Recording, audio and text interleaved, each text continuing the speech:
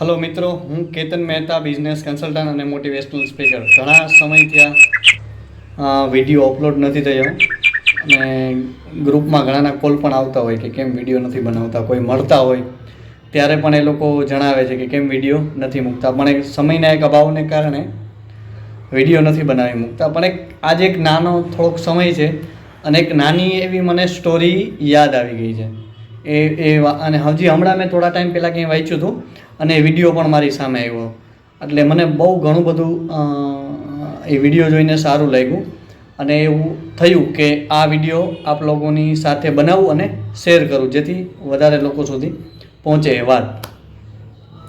વાત મારે એ કરવી છે કે આપણે ઘણી જગ્યાએ જોઈએ છે કે આપણે આપણી ફેક્ટરીની અંદર કે આપણી સ્કૂલની અંદર જે આપણો વ્યવસાય હોય, આપણી ખેતીની અંદર આપણું જે લેવલ હોય છે એનાથી નીચેના લોકો આપણને કંઈક શિખામણ આપે એટલે આપણે એમ થાય કે ઓહો, હું કંઈક છું, આની વાત હું કેમ માની લઉં એમ.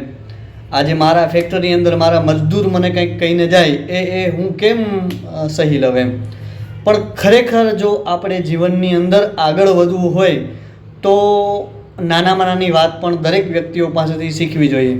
દત્તાત્રેય ભગવાનના જે 24 ગુરુ હતા એ શું કામ હતા? કોણ? કબૂતર પણ એમનો ગુરુ હતો, અજગર પણ એમના ગુરુ હતા. આ બધાને ભગવાન દત્તાત્રેય પોતાના ગુરુ સ્વીકાર્યા છે. ગુરુ માને કે શું? ગુરુ માને કે શિક્ષક માને કે શું? ગુરુ માને કે શું? કે જે આપણે કંઈક ને કંઈક શીખવાડે, જેની પાસેથી આપણે કંઈક ને કંઈક શીખી શકીએ, એ આપણે ગુરુ આપણે માની શકીએ. કૂતરા પાસેથી પણ આપણે, પશુ પ્રાણી અને એના પાસેથી પણ આપણે કંઈક ને કંઈક શીખવી શકીએ છીએ. સંસ્કૃતમાં તો એક શ્લોક પણ છે કે કૂતરા પાસેથી પણ આપણે કંઈક ને કંઈક શીખી શકીએ છીએ. જેમ કે એમની પાસે તમે ચાલો તો એ કૂતરું ફટાક દઈને ઉઠી જાય છે.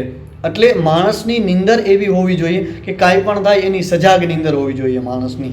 દરેક વ્યક્તિ પાસેથી તમે કંઈક ને કંઈક જો શીખવા માંગો છો તો દરેક વ્યક્તિ પાસેથી તમે કંઈક ને કંઈક શીખી શકો છો. તો આ જ ટોપિક ઉપર મારે તમને એક આગળ વાત કરવી હતી કે આપણે એક નાના વ્યક્તિ પાસેથી કંઈ શીખતા નથી, કારણ કે આપણે એક ગર્વ હોય છે કે આપણે અભિમાન હોય છે, જેને ગર્વ ન કહી શકીએ પણ અભિમાન, કે હું આની પાસેથી કેમ શીખી લઉં, આ વ્યક્તિ પાસેથી હું કેમ કંઈક શીખું, આ મારા કરતાં નાનો છે, આ વ્યવસાય હજી તો શીખો નથી અને મને શિખામણ આપે છે.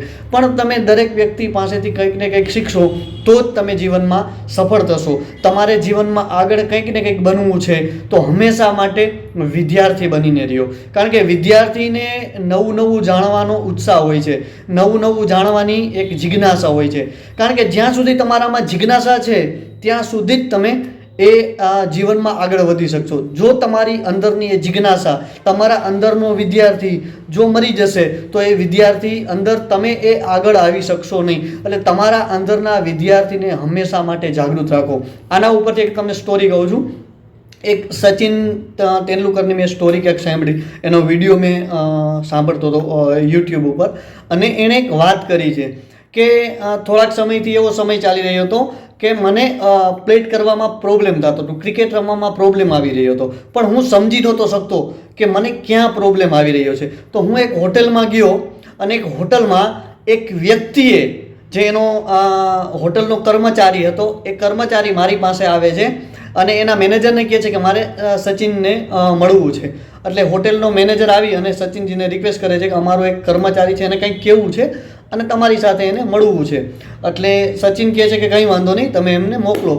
એટલે એ એને મળે અને એ આવીને કહે છે હું તમારો બહુ મોટો ફેન છું, તમારા દરેક મેચ હું જોઉં છું, એકેય મેચ એવું નથી કે હું નથી જવા દેતો અને તમને બહુ ચાહું છું, પણ હું બહુ નાનો છું અને મારે તમને એક વાત કરવી છે કે તમને છે ને જે રમો છો ત્યારે તમને જે કોણીએ જે એલ્બો પહેરો છો ને એ તમને તમારી ક્રિકેટની અંદર નડે છે. એટલે સચિનને કીધું કે હા હોઈ શકે એમ, અને સચિને આ વાત ત્યારે ઉજાગર કરી, એને એ પછી વાત કહી અને કર્મચારી ચાલ્યો ગયો. પણ એક ઇન્ટરવ્યૂ થોડાક એને પણ રિયલાઇઝ થયું કે ના, એ વાત સાચી છે, એને ખુદને લાગતું હતું, પણ એ ડિસ્કસ કોની સાથે કરે એ એને સમજ નહોતી આવતી સચિનને, કે આ વાત હું કોની સાથે કરું એમ. અને આ કર્મચારી એને હાઇલાઇટ આપી અને એને સમજાવ્યું કે આ નડે છે. એટલે પછી એને પોતે રિયલાઇઝ કર્યું, મનોમંથન કર્યું અને એને સમજાયું કે ખરેખર આ પોઈન્ટ છે. એટલે આમાંથી હું તમને અને પછી એને ક્રિકેટ ચેન્જ કરી અને પછી એની ક્રિકેટ સારી પણ થઈ. એ રમવાનું જે એનું હતું એ ઘણું બધું ઇમ્પ્રૂવ થયું. આ ખુદ સચિને એના ઇન્ટરવ્યૂમાં જણાવ્યું છે. આ જો એક આવો મહાન ક્રિકેટર જેને ઘણા ભગવાનનો દરજ્જો આપે છે, ક્રિકેટનો ભગવાન કહેવાય છે, એવો વ્યક્તિ પણ એક નાનામાં નાના કર્મચારી પાસેથી કંઈક ને કંઈક જો શીખે છે તો આપણે બહુ એના કરતાં તો ઘણા બધા નાના માણસો છીએ. જો આપણે ધારીએ તો દરેક વ્યક્તિ પાસેથી કંઈક ને કંઈક શીખી શકીએ છીએ.